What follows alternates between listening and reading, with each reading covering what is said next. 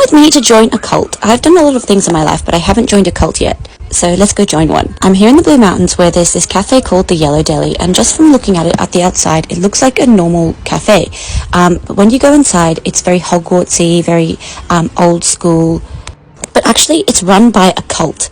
Also, one of the waiters there was very hot. But everyone that works here, they don't get paid for their work. They're practically slaves. They're all dressed very Amishy, and they basically work like 16-hour days, and they don't get any money in return. They just get rewarded by living on the farm that they all live in together. There's the hot guy. The cult is called the 12 Tribes, and apparently they've been around since the 70s. And when you go in, they'll give you a menu, and the food looks delicious. If we hadn't Googled the place beforehand and found out that it was a cult, you would just think this is like a normal place. But then they have all these little pamphlets that are all about, like, get off your iPhone, like the beauty of Christ and all this stuff. Anyways, we had to wait ages to get a table because this place was packed, and when we did get in, they took us to this like secret back area where we all went and sat. And we all started Googling like what this cult was about, and we were trying to be like quite secret about it because we didn't want to get kicked out. The waiters were really nice and everything, but after learning about the actual cult, they like beat their children, and like there's a lot of abuse involved, and we felt kind of bad for like eating there, but we'd already ordered, so yeah, we only figured this out after we actually sat down and started reading about it all.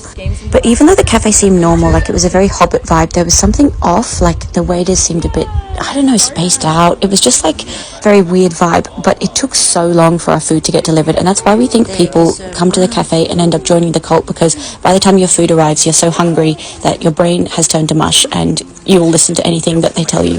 But yeah, this food actually slapped. Like, this was such an incredible sandwich. I can see why people come here even though they know that it's a cult, because it is actually so delicious. I got like this salmon thing, and it was the yummiest thing I've ever had. But yeah, after this I then went home and I watched like a series of YouTube documentaries on the Yellow Deli and like the cult thing that they have going on. And it's crazy that they're still allowed to like function, they're still allowed to run cafes, and also that most people coming in here have no idea. Most of the people in here were tourists, so they would have had no idea that they were supporting a cult. But yeah, anyways, the food slaps, so if everything goes to shit,